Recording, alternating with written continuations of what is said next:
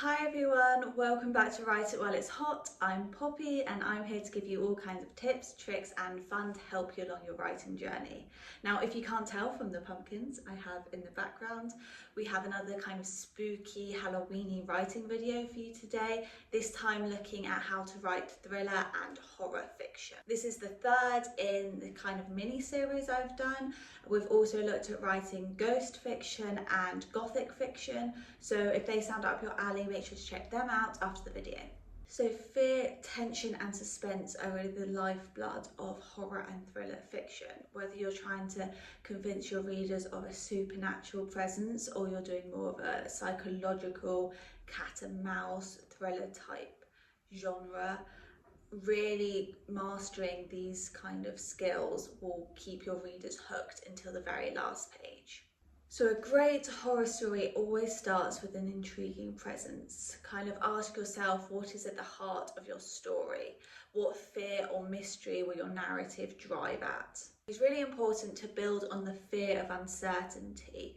So this could be something universal, kind of like the fear of death, of the dark, of losing control, or it could be more the fear of unknown or the feeling of being watched or hunted. For example, in The Shining, King takes quite a familiar setting, like a family just staying in a hotel, and twists it to a terrifying premise and slowly reveals that the hotel is haunted. Monsters are real and ghosts are real too. They live inside us and sometimes they win. So King takes two key themes of isolation and kind of a creeping supernatural threat and builds and builds and builds them to finally reveal the climax and create truly a terrifying story. Suspense is really more about what you don't reveal rather than what you do. In both horror and thriller, it's what your readers don't know that keeps them on edge. The unknown is normally far scarier than any monster you can conjure up, and the mystery is going to be much more thrilling than the actual answer.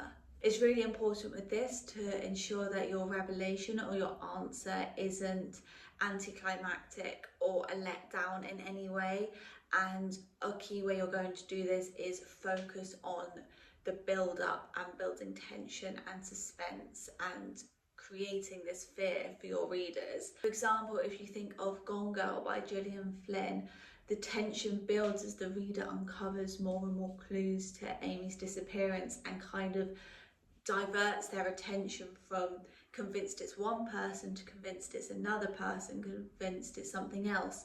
And it's this kind of scavenger hunt of following all these twisted clues that really makes the revelation all the more thrilling. There's something disturbing about recalling a warm memory and feeling utterly cold. Now with this, Flynn tells us so much and yet nothing at all. A great part of thriller and horror fiction is kind of looking back and seeing hints and clues and being like, oh, that makes so much sense now, I know the answer, but at the time was really unsettling and confusing. A really useful tool with building tension is playing with the reader's perspective and kind of twisting characters or revealing parts of characters themselves that will change the reader's point of view and perspective of them and what is happening in the narrative. In horror and thriller, atmosphere is absolutely everything. Mood and descriptions can make your readers feel like they're right in the middle of your story, experiencing the fear and horror firsthand. It's really important to use sensory details to make your setting come to life. So whether it's a haunted house, an eerie stretch of road, an abandoned hospital, you really should use your setting to enhance this feeling of dread. Go back to the basics, focus on your five senses. How does it smell? Is there silence? Is there a scream? Or can you see? A lot of the time, again, it goes back to what you don't reveal. So a lot of the unsettling atmosphere will come from silence or from it's dark and you can't see a lot, but really make sure you mention that and use that to build up the feeling of dread. So in The Haunting of Hill House, which works really well, kind of it's almost the ultimate Halloweeny spooky novel in the sense it's kind of a ghost story, a horror, a gothic novel all in one. Jackson really takes the setting of Hill House and makes it a character in itself. It's antagonistic, but it also serves as kind of a mirror to highlight the conflicts that's going on within the characters themselves. No live organism can continue for long to exist sanely under conditions of absolute reality. Even larks and katydids are supposed by some to dream. Hill House, not sane, stood by itself against its hills, holding darkness within. So from the very first line, Hill House is presented as something sinister and something alive, creates immediate sense of unease, and sets it up as something that's going to prove a struggle and prove antagonistic against the characters. A good activity for this is to write a description of a location that makes you feel uncomfortable. Really delve deep and confront that feeling of kind of unease and discomfort that normally as people we tend to shy away from. Then think of how you can use fear and tension to heighten that initial discomfort and weave it into your story. So in thrillers, your characters need to be really compelling, even more so, I would say, than the plot. So whether it's a victim, detective, an antagonist, your characters should have motivations that keep the reader invested in their actions and their fate. Great thriller characters are often hiding a secret. So whether the protagonist has a dark past or there's a hidden motive, these secrets are what drive the plot, and readers love to uncover these hidden layers as the story progresses. Revelation of these secrets are really where you can play with the suspense and tension and pacing of your narrative. So don't reveal them all at once, and also don't never reveal them. It can be a really satisfying payoff, but you almost need to make your readers earn that payoff. Lisbeth Salander from The Girl with the Dragon Tattoo is one of the most compelling thriller characters for me. She's a hacker, but she has such a mysterious and painful, horrific past. There are no innocents. There are, however, different degrees of responsibility. A complex personality and motivations and kind of attitude to things that kind of only really make sense when you learn about what's happened to her make her much more than just a typical protagonist, and really keeps readers fascinated with her own actions and her decisions that drive the plot of the story. If you are the type of person that likes doing character profiles, I would kind of include a section that's like about their secrets or their hidden past and what are they hiding from the reader at the start of the story, so you're really clear on what you can reveal later on as a twist or a revelation. Now, pacing is crucial in both horrors and thrillers. You need to build the tension slowly and let dread and anticipation grow and fester, but you also need to know when to release that tension in moments of terror and revelation and keep the story exciting for your readers. In slower scenes, it's important to build anticipation through unsettling details and subtle clues.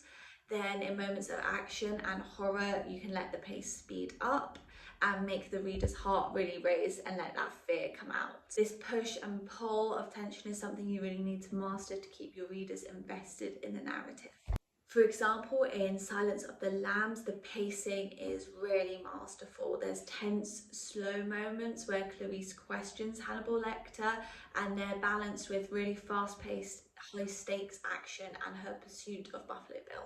So now let's talk about crafting an unforgettable climax and kind of a twist ending. Horrors and thrillers, more so than many other genres, are all about the big finish. They're quite theatrical in many ways. Whether it's a shocking twist or a climactic final battle, your ending should leave a lasting impact on your audience. Readers should walk away from your story feeling unsettled and surprised, or completely satisfied. I think one of the best ways to create a powerful ending is always to subvert readers' expectations. So whatever way your narrative is heading, kind of do a direct pivot and go the other way.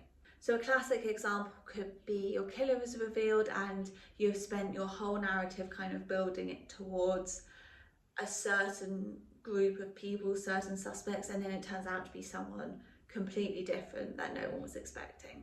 So a really well-known example of this is Shutter Island, and the final twist really turns everything upside down and changes the reader's perspective of everything that's happened in the story. The kind of famous last line, which is, which would be worse, to live a monster or die a good man, forces the readers to rethink everything that they know and everything they've been told in the narrative, which makes the story even more haunting because it will stay with you long after you've read it. It's important here to kind of look at planning versus pantsing. I'm kind of a big advocate that you need a bit of both, but I think in both horror and thriller fiction, you really do need to know where your story is heading and your revelation in order to add enough clues that it doesn't seem to come out of nowhere, but also you do need to keep it as kind of a surprise and craft your story that almost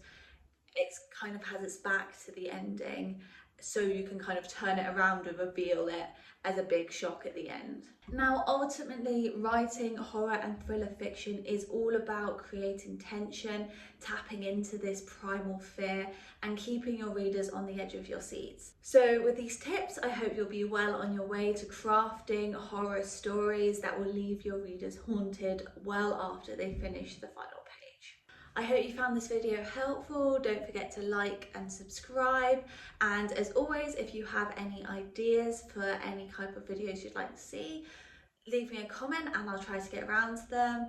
And yeah, I've done quite a few writing tips that are kind of spooky, as I've mentioned before. And I also have a reading list, book recommendation for this time of year that's kind of spooky and ghostly and all good horror type things. So check out those videos on my page if that's kind of something you're into, and I hope you enjoyed. I'll catch you in the next one.